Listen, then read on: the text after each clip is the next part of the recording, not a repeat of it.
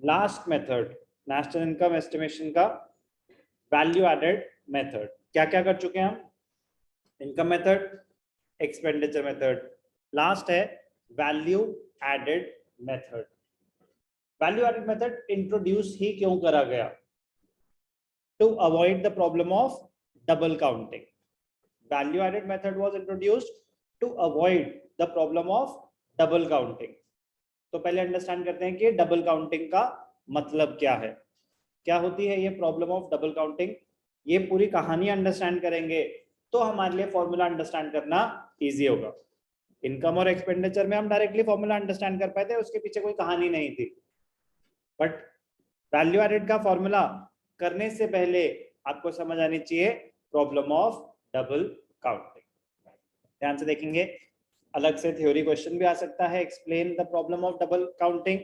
यहाँ ऐसा क्वेश्चन आ सकता है कि how can value added method help in the elimination of double counting, how can it help in solving the problem of double counting. तो दोनों केस में पहले आपको अंडरस्टैंड करना पड़ेगा कि प्रॉब्लम है क्या। Problem of double counting in measuring national income, the value of only final goods and services is to be included।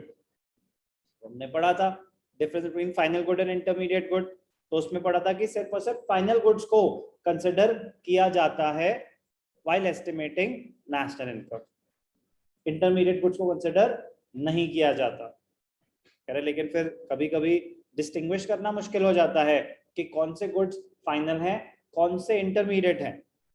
Same good can be final for one person and intermediate for another person। आप restaurant चलाते हो तो vegetable purchased bye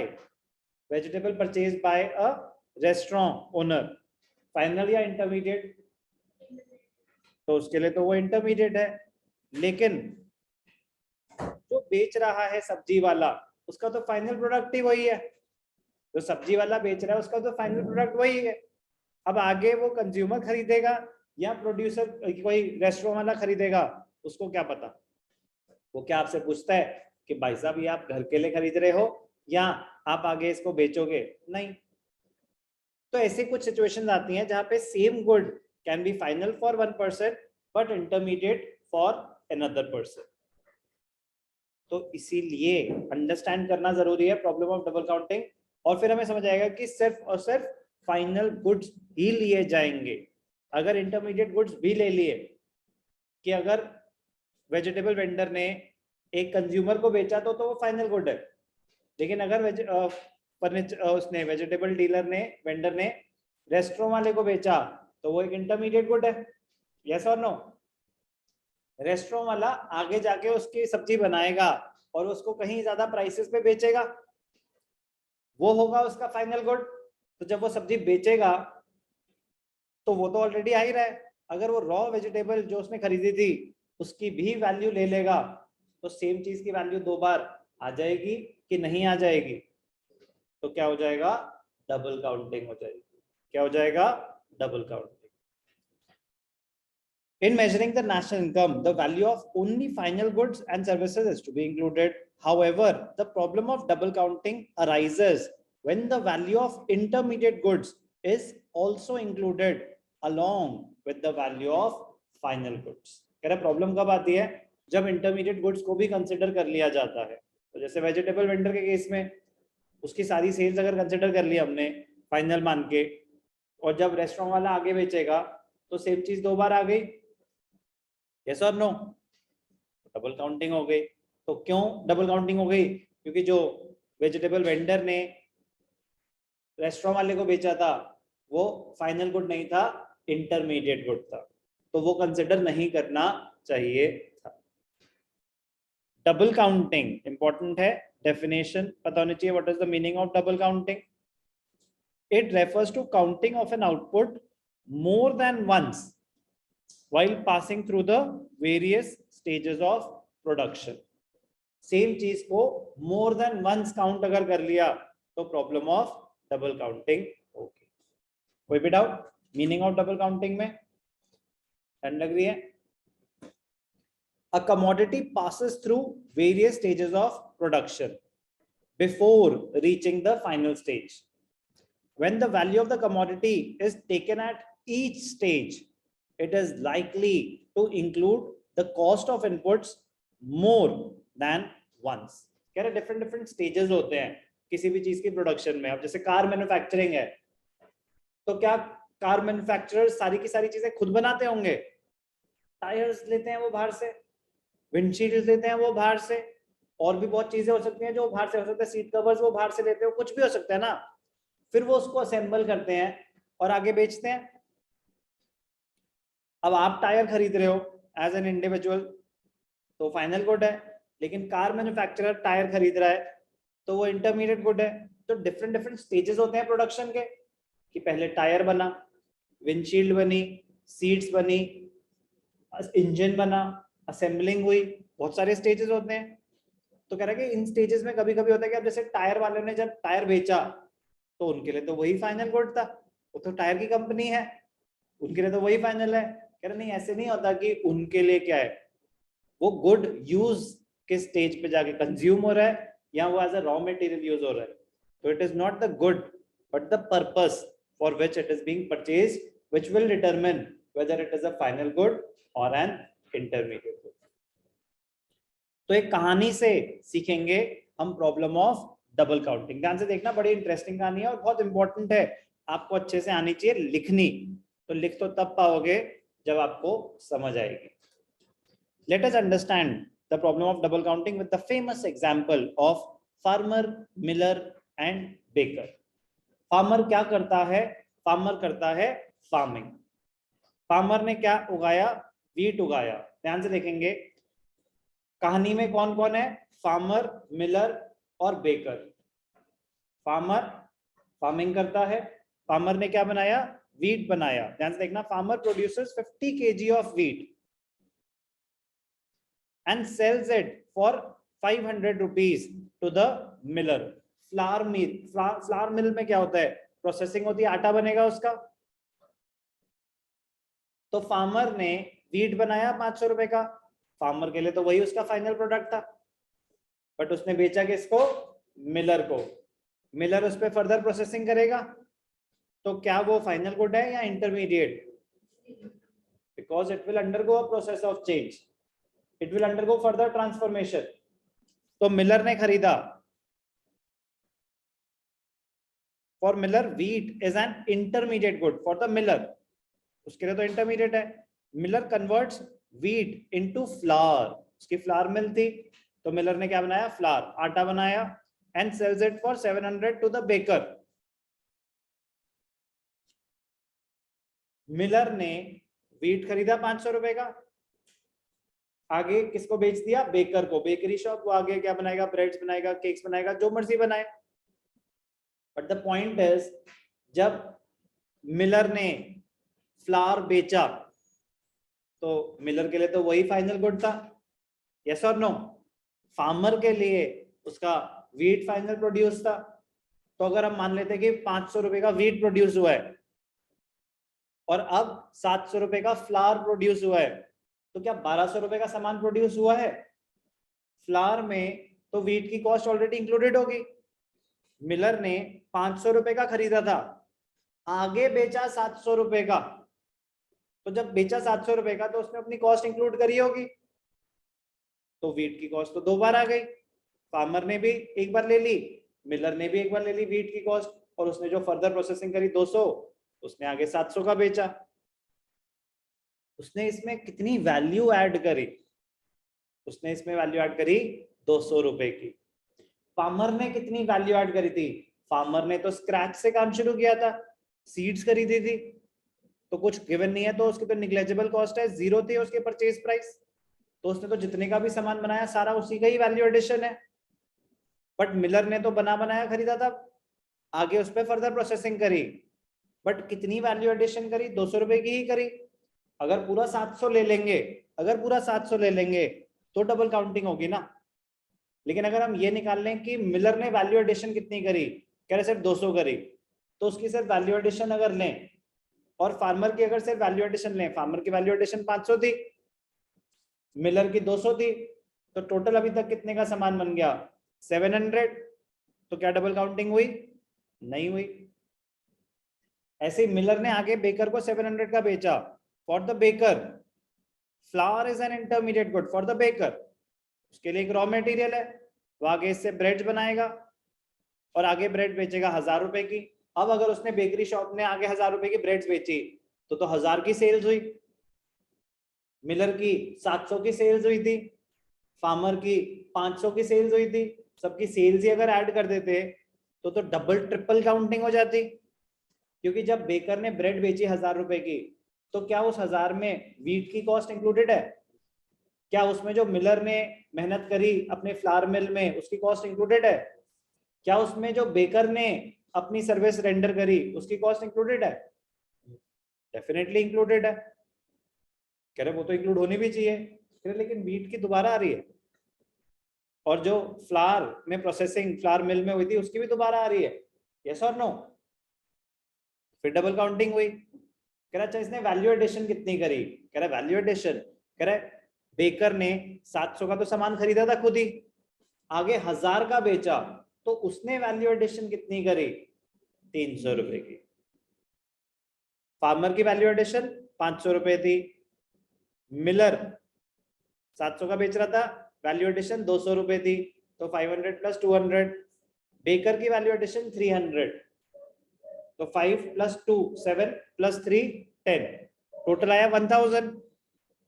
कह रहा इतने का ही तो बेच रहा है बेकर, तो बीच वालों को छोड़ देते थे ना, फार्मर को कंसिडर ही मत करो, मिलर को कंसिडर ही मत करो, इवेंचुअली तो बेकर ही बेचेगा ना कंज्यूमर्स को, तो सिर्फ बेकर का ही ले लेते, सिर्फ बेकर का ही प्रोड्यूस ले लेते।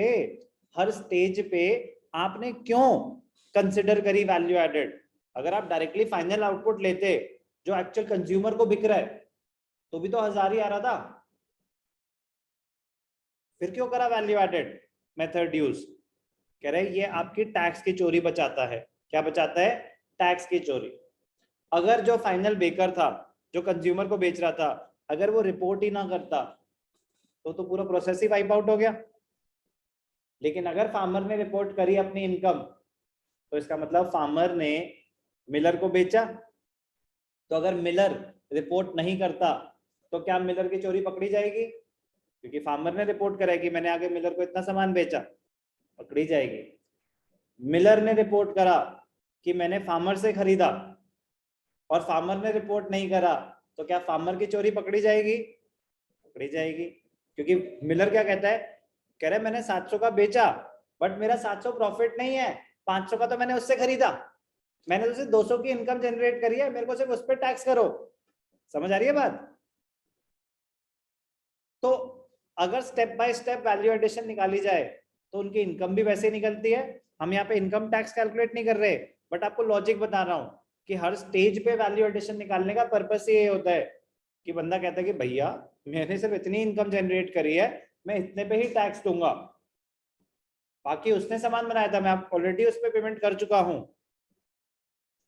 तो value addition it helps in prevention of double counting आपके लिए। रियल लाइफ में it helps in solving the problem of tax evasion also. Tax की चोरी पकड़ने में भी हेल्प करता है वैल्यू एडेड मेथड। तो वैल्यू एडेड मेथड से ही तो वैट आया, वैल्यू एडेड टैक्स। वैट एक टैक्स है ना, वैट, तो वैल्यू एडेड टैक्स यहीं से ही आया। इंटरेस्टिंग है, इंपॉर्टेंट है, कहानी दोबारा बताऊंगा, ठीक है? अभी तो आपको ट्रेलर दिखाया था, अब कहानी लिख के करते हैं पूरी। कौन है कहानी में 3 कैरेक्टर्स? एक था फार्मर, एक था सॉरी सेकंड स्टेज पे था मिलर, और एक था बेकर। फार्मर ने क्या बनाया? Intermediate consumption. इंटरमीडिएट कंजम्पशन होता है आपका परचेज प्राइस, जनरल टर्म में परचेज प्राइस, आपने सामान खरीदा कितने का। वैल्यू ऑफ आउटपुट, आपने सामान जो बनाया उसकी वैल्यू क्या थी? Value added. सीखेंगे अभी क्या होता है value of output, minus intermediate consumption. अभी तो मैं बड़ी जनरल टर्म में बात कर रहा हूँ कि इंटरमीडिएट कंजम्पशन और कुछ नहीं, अभी मैं परचेज प्राइस मान रहा हूँ। वैल्यू ऑफ आउटपुट और कुछ नहीं, आपका मैं सेलिंग प्राइस मान रहा हूँ, कोई इन्वेंट्री नहीं, कोई स्टॉक नहीं, सिंपल टर्म में बात कर रहे हैं। वैल्यू ऑफ आउटपुट क्या है आपका? सेलिंग प्राइस, और इंटरमीडिएट कंजम्पशन क्या है? Purchase price. सिर्फ अंडरस्टैंडिंग पॉइंट ऑफ व्यू से एक जनरल डिस्कशन हो रही है। फार्मर ने जो बनाया था आउटपुट, कितने का बनाया था? 500। उसकी कॉस्ट ऑफ प्रोडक्शन क्या मानी थी हमने? 0। कह रहे उसने तो खुद मेहनत करी थी, उसकी तो मैनुअल लेबर है सारी की सारी। मान लेते हैं फर्टिलाइजर उसको गवर्नमेंट ने दे दिए, सीड्स दे दी, जमीन कोई उसकी अपनी थी, कुछ भी था। अगर आपको कोई इंफॉर्मेशन गिवन नहीं है तो 0 purchase price, 0 intermediate cost first stage पे। तो वैल्यू एडेड कितनी हुई? Value of output minus intermediate consumption, तो 500 माइनस 0 कितनी? 500। यस और नो? ठीक है। अब ये जो इसने फार्मर ने 500 का सामान बनाया, बेच दिया आगे, तो मिलर ने खरीदा ना, तो मिलर का परचेज प्राइस क्या है? 500। उसने आगे कितने का बेचा? 700। फ्लावर बनाया, आगे बेचा, तो उसने वैल्यू कितनी ऐड करी? कैसे निकाली आपने? ये 700 का सामान किसने खरीदा? बेकर ने। उसने आगे कितने का बेचा? 1000। उसने कितनी वैल्यू एडिशन करी? कैसे निकाला?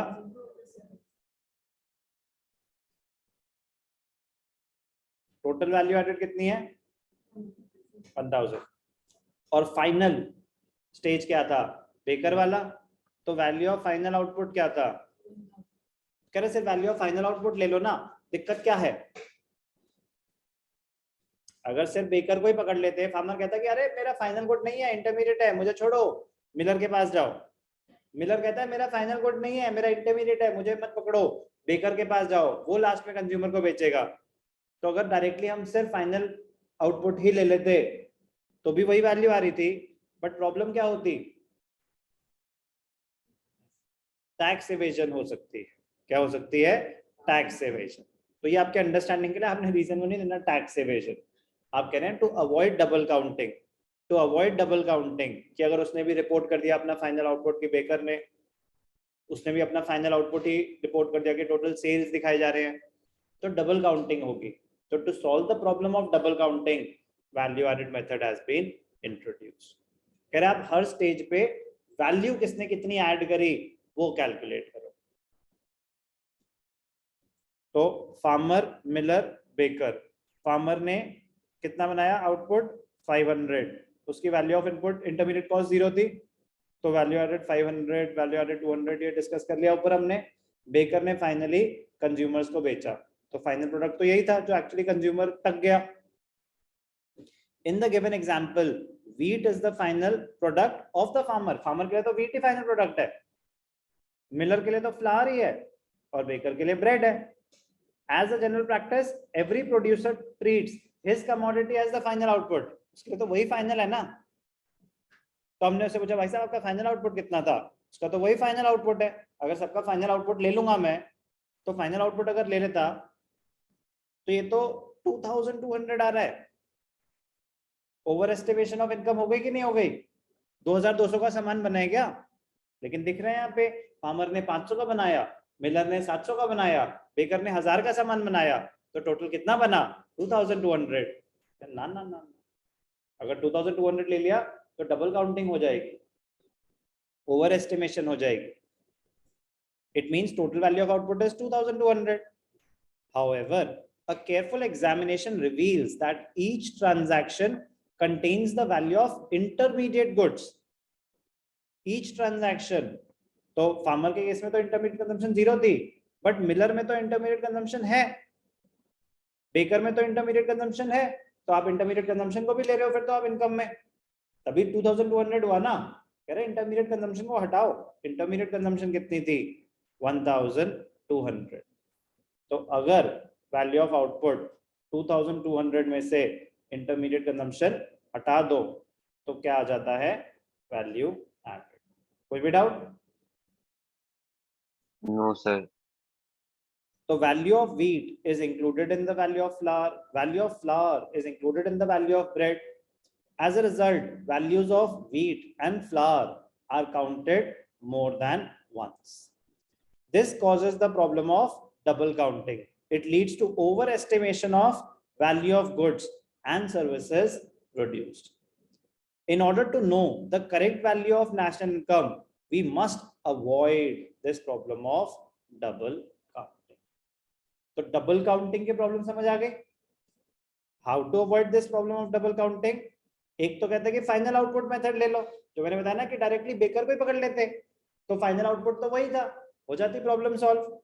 According to this method, value of final goods should be added to determine the national income. In the given example, value of bread सिर्फ वही ले लेते, बट फ्लॉ है उसमें, क्योंकि फार्मर के लिए तो उसका फाइनल प्रोडक्ट व्हीट है, मिलर के लिए तो उसका फाइनल प्रोडक्ट फ्लावर है. यस और नो? कह रहा फ्लॉ है इसमें, तो है, लेकिन एक ऑप्शन है कि आप फाइनल आउटपुट ले लो, और दूसरा टैक्स एवेजन के चांसेस हैं इसमें, वो आपकी नॉलेज के लिए. बट ज्यादा लॉजिकल क्या है, क्या ले लो? Value added method. According to this method, sum total of value added by each producing unit should be taken in the national income. In the given example, value added by farmer, miller and baker is 1000 and it should be included in the national income. So value added method is used to solve the problem of double counting. तो पहले आप explain करेंगे meaning of double counting, फिर आप explain करेंगे numerical example से problem of double counting, कि कैसे फार्मर, मिलर और बेकर के केस में 2200 का वैल्यू आउटपुट आ रहा है, जबकि इतने का तो सामान ही नहीं बना.